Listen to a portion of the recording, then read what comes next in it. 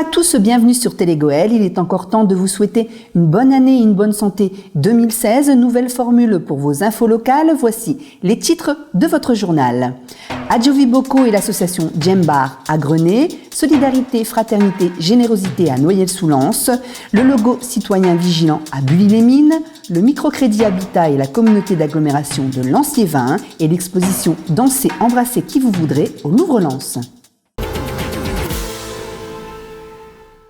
Dans le cadre de l'Euro 2016, de nombreuses initiatives ont lieu sur le territoire, notamment celle des jeunes de l'association Djembar, une association présidée par Adjovi Boko, un professionnel du football que l'on a rencontré à Grenay.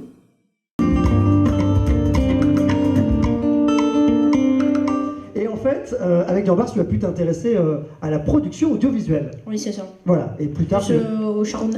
Plus vers le journalisme. Journaliste, caméraman, preneur de son ou script, les jeunes qui participent au projet de l'association Djembar sont là pour découvrir un métier à travers le football, comme Willy le fait à Grenay, grâce à Adjovi Boko, ancien joueur professionnel, l'éducation nationale et la préfecture, partenaires de cette opération autour de l'Euro 2016. Nous, on donne la possibilité à des jeunes, via les centres sociaux, de participer, mais on leur donne la possibilité, donc on travaille avec les villes et les centres sociaux, mais ce qu'il faut, c'est que nous, on ne peut pas faire plus que de permettre. Après, il faut qu'il y ait une volonté de la part des jeunes de vouloir participer, de vouloir vivre des moments assez fabuleux, parce que, je vais vous donner un exemple, mais en 2010, donc il y a 5 ans, on est allé avec 4 jeunes du programme Stade Sup de Paris, on est allé en Afrique du Sud. Ces 4 jeunes ont vécu une Coupe du Monde pendant 1 mois en Afrique du Sud. L'objectif, ce n'était pas qu'ils vivent l'Afrique du Sud, c'était qu'ils découvrent l'Afrique du Sud. Et la compétition était un prétexte. Ils sont allés sur Robben Island, ils ont vécu des moments dans la famille de Nelson Mandela. Ils ont vécu des moments avec des joueurs comme Patrick, Bernard ou moi. Mais ce qui ressort de ça, ce sont les hommes et les femmes qui sont devenus, parce qu'il y avait 2 jeunes hommes et 2 jeunes femmes. Et aujourd'hui, on est toujours en relation avec eux. Ils nous appellent leur grand frère ou leur père. Voilà, ce sont des moments comme ça qui sont juste fabuleux à vivre. C'est un événement qui nous semble important, intéressant, comme on le fait à chaque fois qu'il y a une grande compétition, pour promouvoir des actions en direction des jeunes.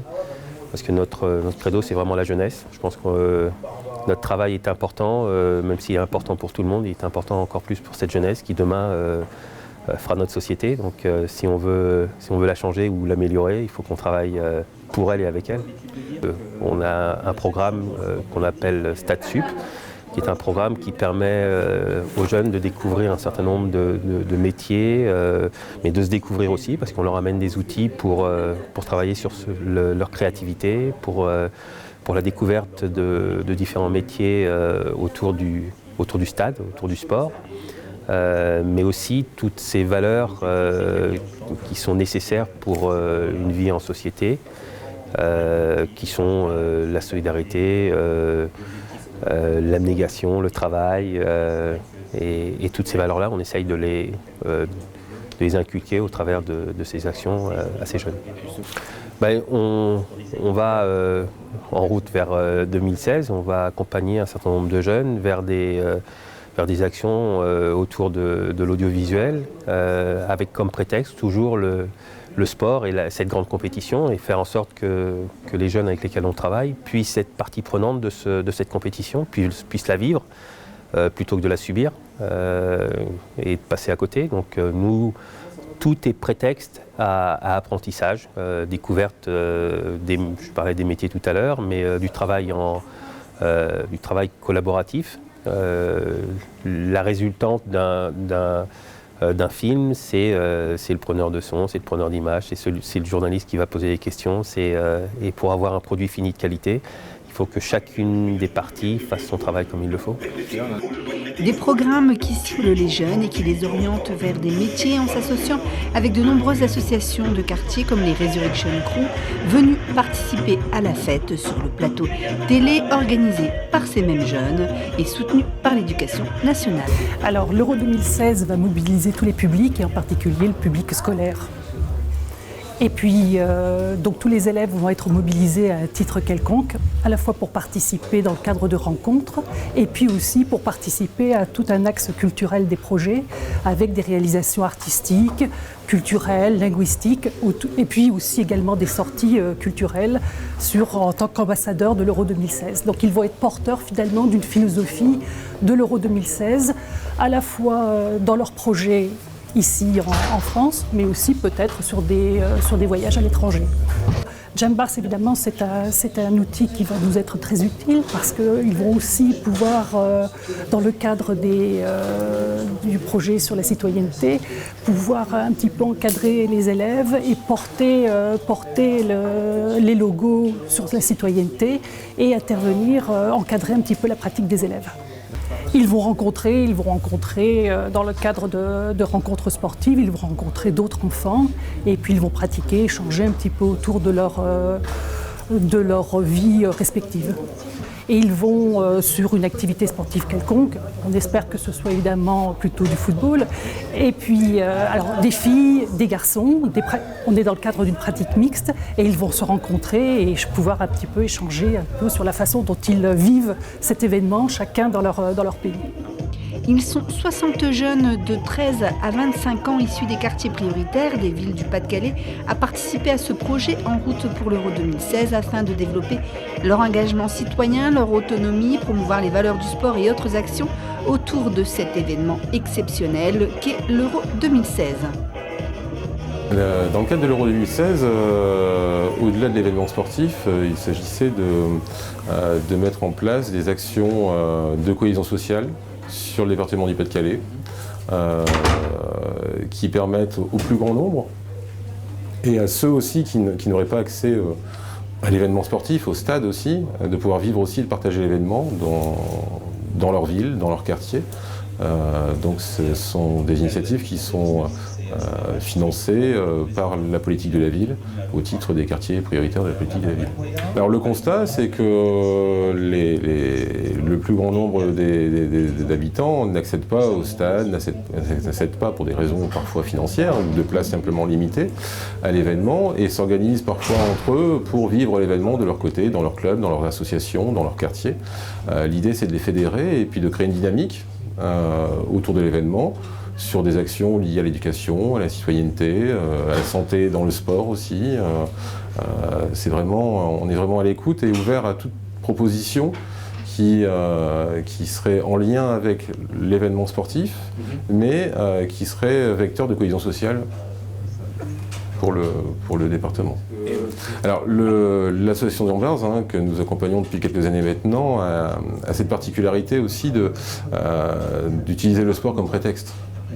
Voilà, et de faire du sport un moteur de l'éducation. Donc c'est assez naturellement que nous l'avons sollicité pour qu'elle nous propose des actions qui fédèrent le plus grand nombre d'acteurs du territoire, en lien avec sa philosophie, mais cette philosophie que nous partageons pour le coup sur cet événement.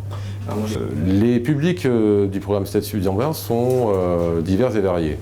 On les retrouve dans les centres sociaux, dans les communes, dans les CAJ, et donc bénéficient du programme Statut. Le partenariat avec l'Éducation nationale permet aux écoles du département, primaires et secondaires, d'être à l'initiative de projets liés aussi au sport et à la citoyenneté, et aussi au bien vivre ensemble sur le territoire, où le sport est aussi un prétexte, et où les personnels éducatifs, les enseignants, peuvent faire preuve d'imagination et aussi utiliser leurs compétences pédagogiques pour amener de nouvelles notions de citoyenneté, de partage de moments, qu'ils soient culturels ou éducatifs. J'étais un compétiteur et j'étais enseignant de judo. Donc mais pour pouvoir combattre, il faut déjà être sur le tatami. Si on est à côté du tatami, on ne peut pas combattre.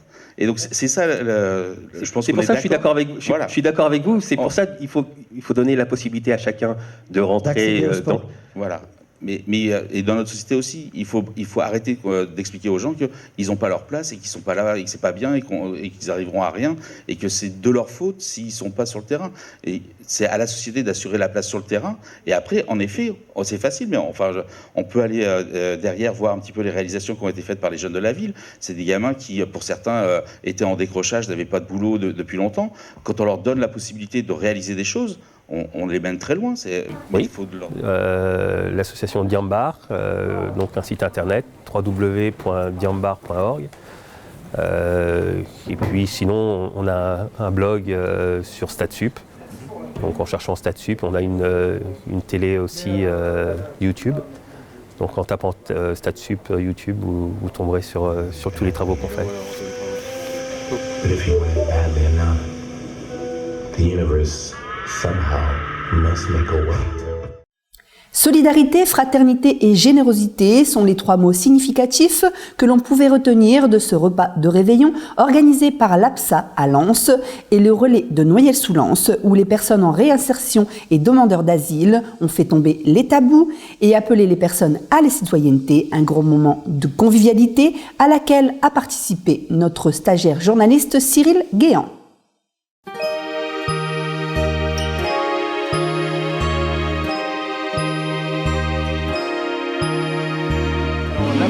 C'est l'association pour une solidarité active, sur une association qui est basée notamment à Lens, mais qui rayonne sur l'arrondissement de Lens et qui a pour activité d'amener les gens qui sont dans la grande précarité vers une insertion qui soit durable. Donc on va de la rue jusqu'au logement, en passant par le travail et la formation pour se donner des activités d'insertion et permettre aux gens de se retrouver et de reprendre le cours de leur vie quand on a connu un petit accident de vie. Voilà. Aujourd'hui, nous mettons en œuvre donc une fête de réveillon pour les gens que nous accueillons, notamment au sein de la structure Maison Relais, dont M. Mailleux vous touchera un mot juste après. Et en même temps, on a souhaité en faire un grand moment de partage et on a donc fait se rencontrer des publics à la fois de la Maison Relais, mais aussi du centre d'accueil de demandeurs d'asile géré par l'association. Donc aujourd'hui, c'est 2 générations, 2 populations, des gens qui viennent de l'étranger, des gens accueillis dans le cadre de la demande d'asile et qui ont vécu des cheminements particuliers. On peut l'imaginer aujourd'hui dans l'instant médiatique calaisien et se faire une rencontre avec les gens qui sont issus des maisons relais. Les maisons relais étant des dispositifs qui permettent à des gens de lutter contre la solitude. Voilà, de pouvoir quitter la rue et de quitter nos établissements, de pouvoir vivre de façon quasiment autonome, mais de ne pas avoir à souffrir de la solitude.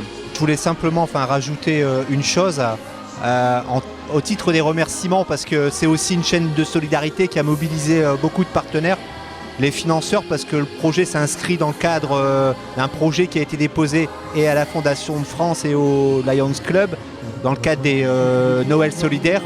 Remercier la commune de Noyelles-sous-Lens qui nous met cette année encore une nouvelle fois une salle à disposition de l'ensemble des partenaires qui se sont mobilisés, des équipes éducatives et des résidents qui se sont mobilisés autour de ce projet de Noël.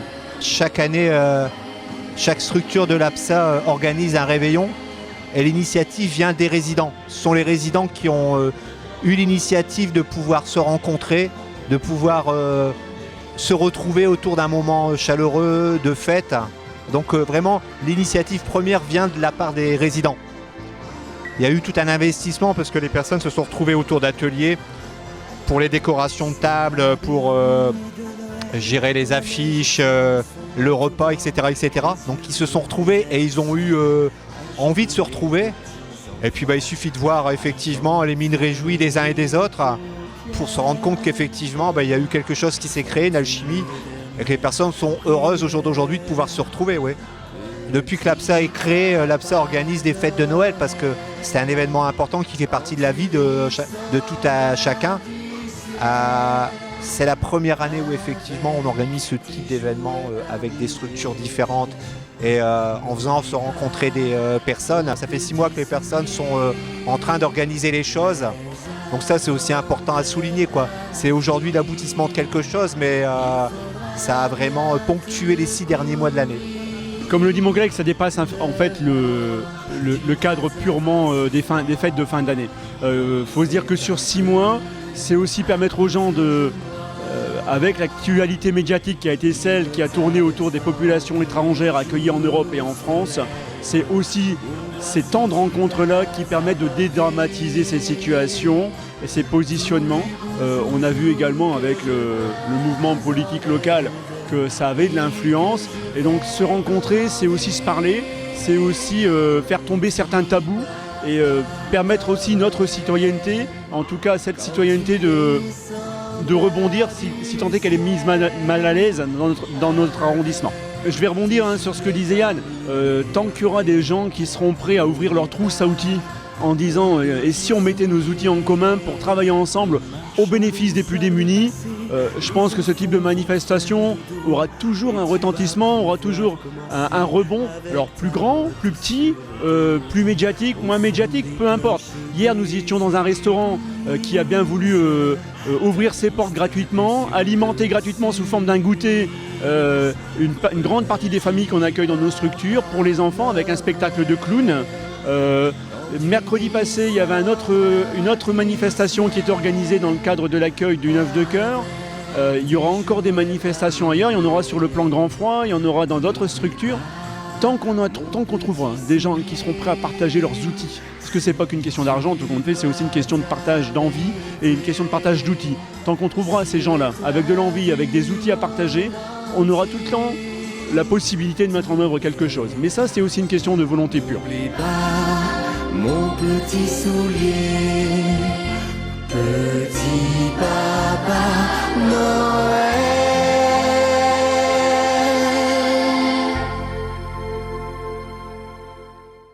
La ville de Bully-les-Mines a désormais son logo citoyen vigilant qui permet d'accroître l'efficacité de la prévention de la délinquance. Le maire de Bully-les-Mines, François Lemaire, la sous-préfète Madame De Giovanni et le commissaire de Lens, Monsieur Desjard, ont signé un protocole de participation citoyenne. À l'instant, nous venons de signer, donc Monsieur le maire, le commissaire divisionnaire Desjard, commissaire de la circonscription de police de Lens, et moi-même, donc au nom de la préfète du Pas-de-Calais, le premier protocole participation citoyenne de la communauté d'agglomération de Lens-les-Vins. Il s'agit d'un dispositif permettant de mobiliser de manière volontaire et bénévole des personnes habitant certains quartiers ou certaines zones de vie très particulièrement ciblées, dont le rôle consiste à repérer avec un bon esprit et un simple bon sens des éléments, des signaux faibles permettant d'interpeller à la fois les pouvoirs publics et la municipalité sur d'éventuelles prémices de difficultés à venir en termes encore une fois, de tranquillité, d'incivilité et de petite insécurité au quotidien.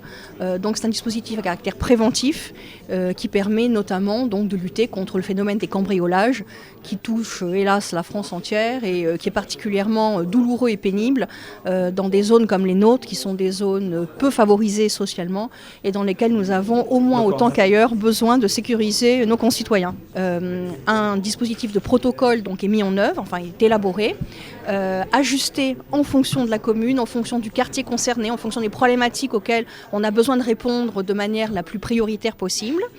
La commune fait appel au volontariat de personnes, d'habitants qui sont susceptibles de s'investir sur ce dispositif-là.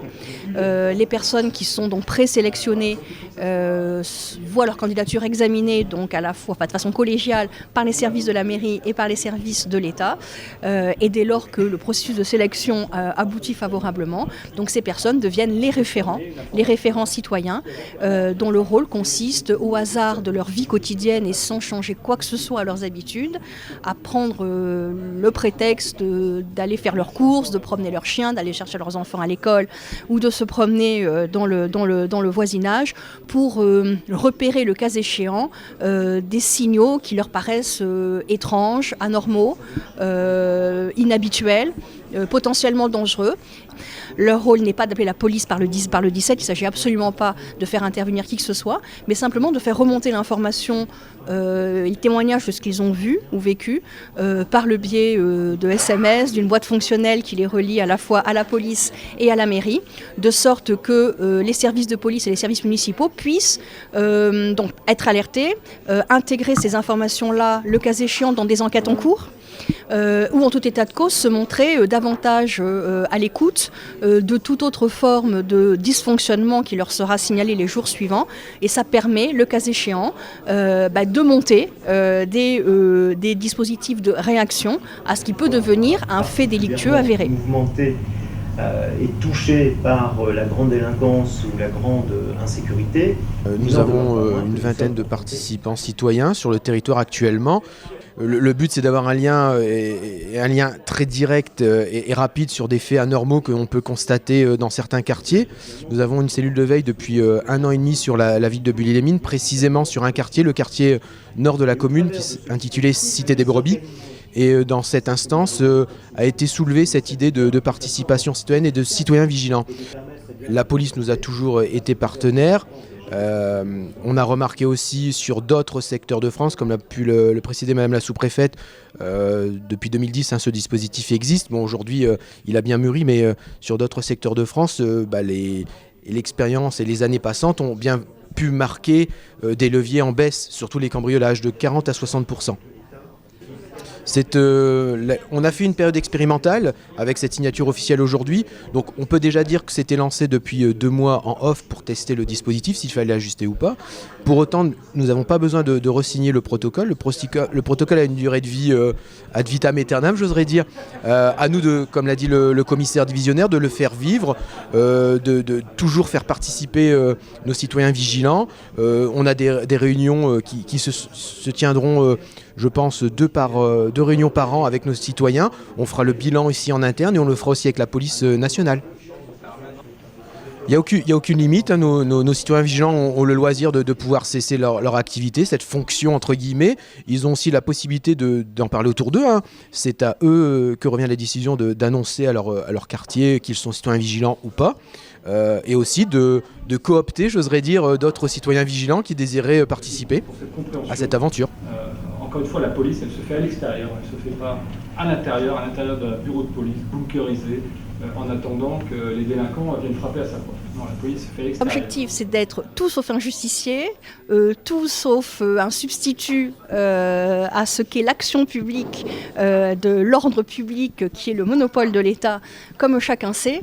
C'est précisément tout le contraire, et c'est la capacité que nous avons collectivement de nous doter d'un cadre juridique fondé, clair, partagé par tout le monde et consultable par chacun, qui permettent justement de ne pas faire n'importe quoi. C'est le premier sur le territoire de l'agglomération de Lens-Liévin. Encore une fois, hein, ça n'est pas forcément un outil pertinent pour l'ensemble du territoire de l'arrondissement, du département ou même du territoire français. Ça ne fonctionne que si c'est pris comme une brique particulière dans tout un ensemble de dispositifs qui est à notre disposition pour travailler au mieux en fonction de la spécificité d'un territoire, pour apporter les réponses les plus adaptées. Donc bienvenue aux communes qui seraient intéressées à l'avenir. Ce sera probablement des réponses constructives dans le sens qui est souhaité. Le cas échéant, il s'agira de nous orienter collectivement vers d'autres types de réponses que celle-ci. Donc c'est un outil, ça n'est pas interchangeable. Ce qui vaut pour une commune ne vaut pas forcément pour l'autre. Ça s'inscrit vraiment dans une démarche partenariale, volontaire et conçue à l'échelle d'un quartier, d'un lotissement, en fonction de situations passées constatées et de la capacité des uns et des autres à s'engager dans cette démarche, encore une fois en toute sérénité mais en toute détermination. Il y a un dispositif possible, s'il n'y a pas les hommes et les femmes pour le mettre en place, ça ne réussira pas. Et c'est ce que vous disiez, Madame la sous-préfète, c'est aussi l'importance du rôle des référents qui ont été sélectionnés, cooptés. Lutter contre l'exclusion bancaire et apporter de l'aide aux particuliers et aux créateurs d'entreprises, c'est le rôle du Parcours Confiance, une aide sous forme de microcrédit accordée par la Caisse d'épargne Nord France Europe qui se lance désormais dans le microcrédit Habitat.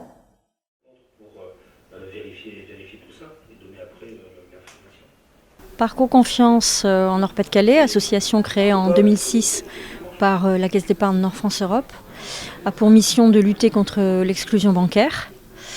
En clair, de proposer des prêts à des personnes à qui les agences bancaires refuseraient des prêts, que ce soit la Caisse d'épargne ou les autres agences bancaires, bien sûr, alors qu'ils ont un projet à satisfaire qui pourrait leur permettre une meilleure insertion sociale. Cette clientèle fragile ne trouvait pas réponse à ses besoins de financement.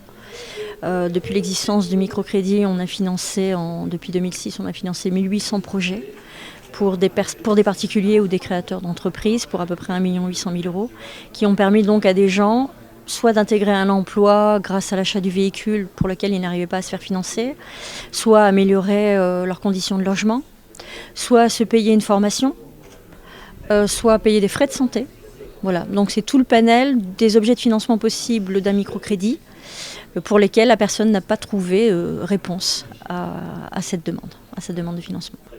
Comme l'a bien expliqué la CAL, ils se sont lancés, les communautés d'agglos se sont lancées il y a quelques années dans un programme large d'amélioration du logement. Ont déterminé un grand nombre de difficultés, de précarité énergétique, de logements insalubres, et donc ont proposé à ces familles qui voulaient faire des travaux une aide financière d'État, très souvent par l'ANA, l'Agence nationale de l'amélioration de l'habitat, pour permettre justement de faire ces travaux. Ces travaux en général ont un coût assez important, mais ils peuvent obtenir jusqu'à 70% de subventions pour améliorer leur logement. Il reste 30% à financer. Leur banque ne va pas forcément les prêter ces 30% restants, parce que nous sommes encore une fois sur des populations financièrement modestes. Et donc du coup, ils se sont mis en quête d'un partenaire qui pourrait accepter de prendre en charge ce reste à charge à financer. Et Parcours Confiance a répondu présent à cette demande en faisant une proposition spécifique de microcrédit habitat, ce qui n'était pas prévu à l'origine du dispositif, et en proposant un prêt jusqu'à 10 000 € à un taux faible, de manière à ce que ces familles puissent combler ce manque financier et réaliser leurs travaux d'amélioration de logement. Parcours Confiance et en général le groupe Caisse d'épargne est le premier financeur en microcrédit. On s'est vraiment lancé dans cette opération comme étant de la responsabilité sociale d'entreprise. Donc le dispositif Parcours Confiance finance énormément de projets. On a financé 40 000 projets sur le territoire national. Effectivement, chaque caisse d'épargne a son antenne, son dispositif Parcours Confiance. Et on voit que ça répond vraiment à un besoin de société. Donc c'est un peu à l'aune des Restos du Cœur, quelque chose qui probablement va perdurer et même s'amplifier avec les années qui viennent. Et le microcrédit habitat a répondu totalement à cette demande. Il n'était pas prévu au départ du dispositif, mais il a répondu complètement à cette demande d'État qui nous a permis de venir compléter ces dispositifs. C'est un outil supplémentaire, un dispositif supplémentaire que nous allons apporter aux familles modestes, voire très modestes de ce territoire, pour leur permettre de réaliser leurs projets d'amélioration de leur habitat, de rénovation thermique de leur habitat, d'adaptation aussi de leur habitat. Jusqu'au 29 février prochain, vous pouvez encore évoluer dans les couloirs du Louvre-Lens pour découvrir l'exposition Danser, embrasser qui vous voudrez, une exposition consacrée à Madame de Pompadour.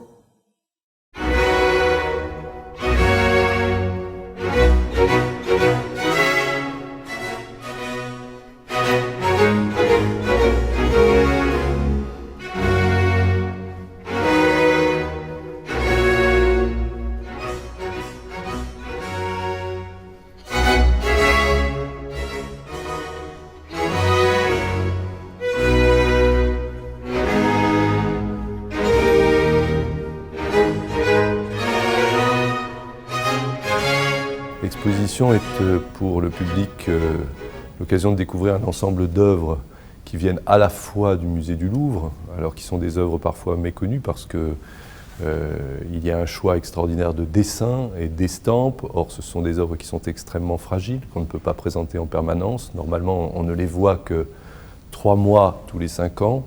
Et donc à cette occasion, on voit une soixantaine de dessins extrêmement précieux, des œuvres qui sont aussi souvent en réserve au musée du Louvre, donc pour présenter des tableaux que le public ne peut pas découvrir en temps normal, des œuvres qui sont déposées hors du musée du Louvre, et par exemple le Premier ministre Manuel Valls a accepté de prêter 2 grands tableaux de Hiller qui normalement sont conservés à l'hôtel Matignon.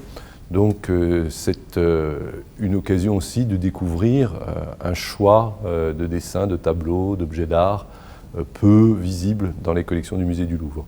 Autour de cet ensemble, nous avons réuni des prêts qui viennent de différents pays d'Europe, de Hollande, d'Angleterre,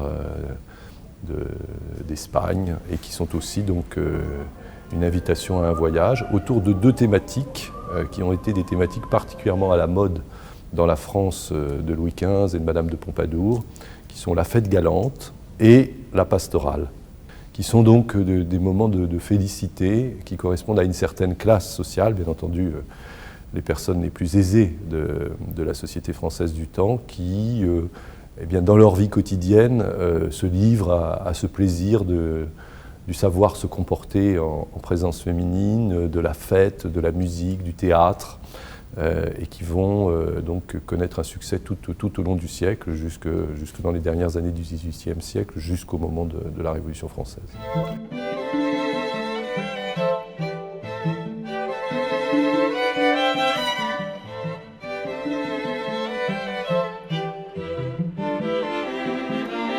Alors c'est un parcours qui a été conçu donc, avec une scénographie que j'ai souhaité avec Véronique Dollfus, qui a créé donc, la scénographie assez ludique, donc, par un choix de couleurs qui sont des couleurs gaies, qui correspondent très souvent aux couleurs qui ont été utilisées dans les intérieurs du XVIIIe siècle. Une volonté aussi d'éclairer de manière peut-être un petit peu théâtrale l'ensemble de ces œuvres, de projeter sur les sols des ombres qui évoquent ces jardins, ces frondaisons dans lesquels ces sujets de pastorale et ces sujets de fête galante se déroulent.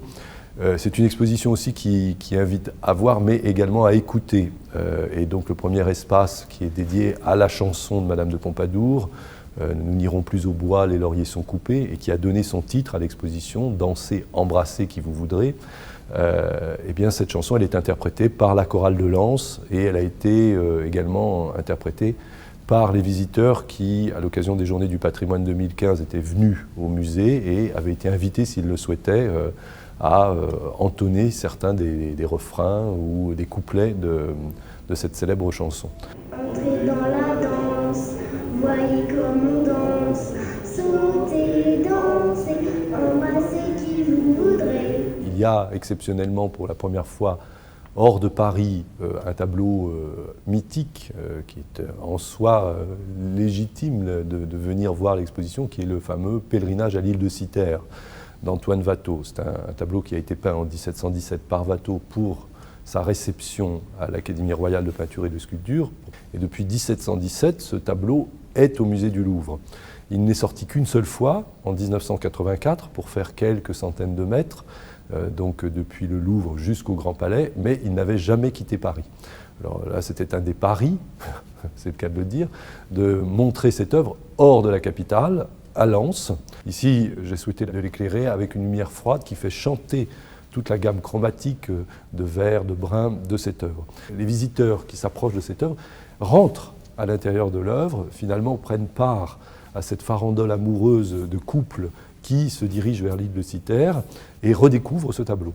L'exposition, elle concerne l'ensemble des arts, la musique, la danse, l'art du théâtre, d'où la présence de costumes aussi très, très exceptionnels, qui sont des costumes du XVIIIe siècle, mais elle montre aussi que cette fête galante et cette pastorale, elle a envahi les arts de la vie quotidienne, c'est-à-dire la porcelaine, le mobilier, et donc il y a un choix effectivement d'objets d'art appliqués, d'art décoratif, qui montre que, eh bien, au XVIIIe siècle, on vivait, certes avec des tableaux sur ces murs, mais on vivait aussi avec du mobilier qui était recouvert de tapisseries, les tapisseries illustrant le sentiment amoureux. On mangeait dans des assiettes dont le décor peint représentait des couples amoureux.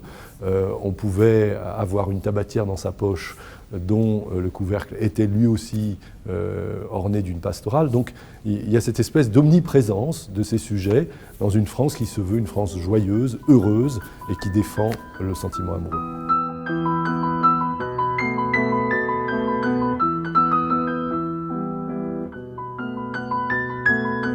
On peut aussi entendre des extraits d'opéra, le mariage de Figaro de Mozart, parce que cette thématique de la fête galante, de la relation amoureuse, elle s'empare de tous les arts dans la France du XVIIIe siècle, pas seulement de la peinture, de la sculpture ou de la porcelaine.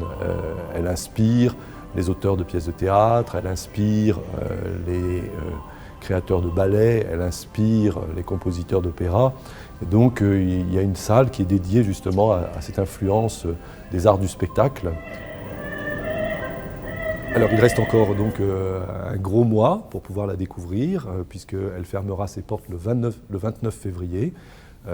Et ensuite, toutes ces œuvres seront à nouveau redispersées à travers l'Europe ou rangées précieusement dans les réserves à l'abri de la lumière pour être conservées. Vous avez là presque 200 œuvres, plus de 200 œuvres, et c'est la première fois qu'avec autant d'ampleur, et ça c'est les espaces du musée du Louvre-Lens qui le permettent, on peut rendre hommage à ces deux sujets de la fête galante et de la pastorale.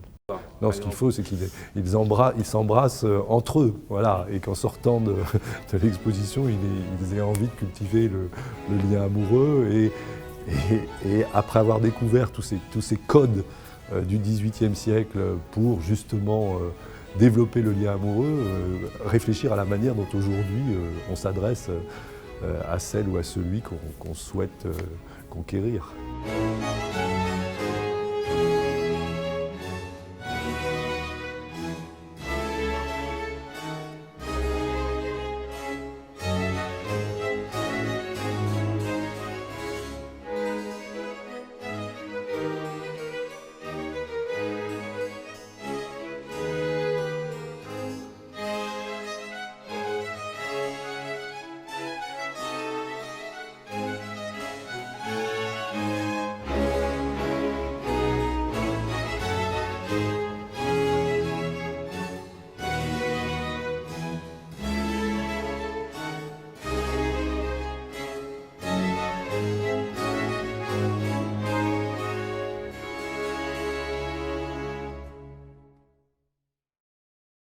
Et tout de suite, le flash info de vos communes.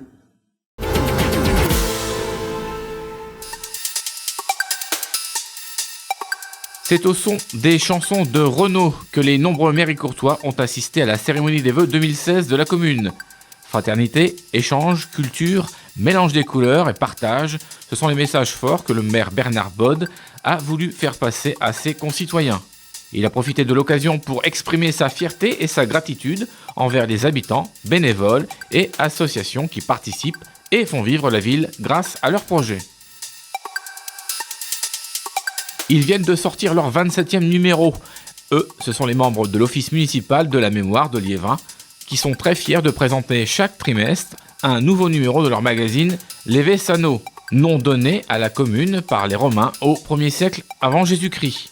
Issu des archives de la ville et de ses habitants, mis en page par un infographiste et imprimé en 200 exemplaires, vous pouvez retrouver ces différentes éditions aux Maisons de la Presse de Liévin et Angres, La Civette et Carrefour Contact à Liévin.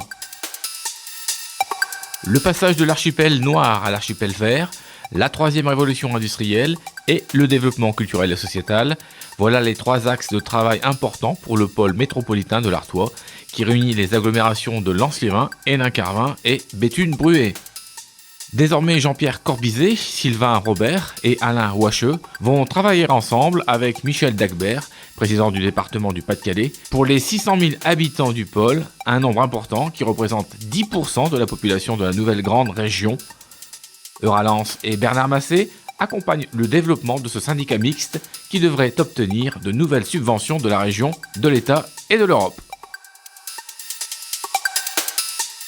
La médiathèque de Méricourt accueille chaque jour de nombreux lecteurs, mais durant l'année, elle accorde des temps forts aux tout petits pour les inciter à lire et les initier à la culture. Dans le cadre d'animation intitulé « Moi, je veux », les enfants ont eu accès durant 2 semaines à une exposition d'Anne Le Tuff, à des ateliers de motricité, de la lecture, du cinéma, de la création et des massages. Une façon très ludique d'attirer le jeune enfant. Cette année, on a décidé d'avoir une exposition qu'on installait à la médiathèque et de pouvoir permettre aux enfants de venir à la médiathèque. Nous avons aussi maintenant sur la ville des structures petite enfance, la microcrèche, le RAM. Donc l'objectif, c'était vraiment de pouvoir permettre à l'ensemble des tout-petits de venir à la médiathèque. Ils sont venus nombreux apporter leurs trousses et leurs crayons pour participer à l'opération Une trousse dans la brousse, mise en place par Frédéric et Adil. Des dizaines de trousses ont déjà été récoltées, notamment auprès des élèves des écoles Jean Rostand et Jean Moulin de Noyelles-sous-Lens, qui ont glissé à l'intérieur des petits mots en anglais pour leurs camarades kényans, qui seront ravis de les recevoir. Une expérience unique déjà vécue il y a 2 ans par Frédéric, qui est impatient d'y retourner avec son collègue Adil. On a l'occasion de rencontrer des enfants qui n'ont jamais vu de blanc, qui nous accueillent avec un sourire extraordinaire. On leur amène des fournitures scolaires et on a plus de retours que ce qu'on donne. On a des sourires et des merci d'une façon extraordinaire et ça nous reste gravé dans les mémoires pendant des mois ou des années. Donc c'est vraiment une expérience, on ne peut pas ne pas y aller quand on y est allé déjà une fois. C'est un moment privilégié entre parents et enfants. Les séances de massage pour les tout-petits, organisées par les PMI et le département du Pas-de-Calais, permettent aux papas et aux mamans de profiter pleinement et sereinement de leur bébé. Dans le cadre des animations pour les tout-petits à l'espace culturel La Gare de Méricourt, des puéricultrices spécialisées dans le massage sont venues expliquer les mouvements à pratiquer pour faire passer un agréable moment à l'enfant. Les prochaines séances gratuites se dérouleront les jeudis du mois de mars au centre culturel Max-Paul Fouché. Les 200 agents de la communauté d'agglomération de Lens-les-Vins auront beaucoup de travail cette année face aux gros dossiers qui les attendent, notamment la mise en place du pôle métropolitain de l'Artois. Afin de rassurer toutes les équipes, le président, Sylvain Robert, et le directeur général des services, Bertrand Louchard, ont rencontré les agents lors de la présentation des vœux qui s'est déroulée au cœur du nouveau stade Bollard de Lellis, qui sera, dans quelques mois, l'objet de toutes les attentions pour l'Euro 2016. Ce fut également l'occasion pour les élus de médailler certains de ses salariés, José Gulino, l'ancien directeur des services, et Isabelle Leleu pour 30 ans de service, ainsi que Dominique Corion, Christine Douche, Viviane Lagraine, Isabelle Lemaire, Nicolas Payen, Alain Romont et Valérie Kenehen. Tous récompensés pour 20 ans de travail. Une belle façon de débuter cette année riche en événements et en changements.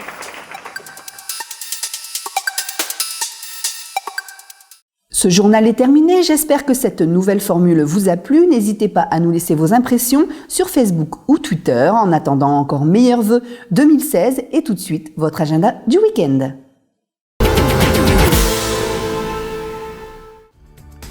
Ce week-end, vous aurez de quoi ne pas vous ennuyer. On démarre avec du théâtre le vendredi 29 janvier à 20h30 au Colisée de Lens où vous retrouverez la compagnie Hyperbole à 3 poils et son spectacle musical sur le thème de l'amitié intitulé Friends. À 20h30 également, mais cette fois-ci à Avion, il va falloir faire un choix. La compagnie Joker et leurs aventures extraordinaires du baron Munchausen seront à la salle Aragon. Le 30 janvier ne manque pas non plus de manifestations culturelles, sportives, éducatives et festives.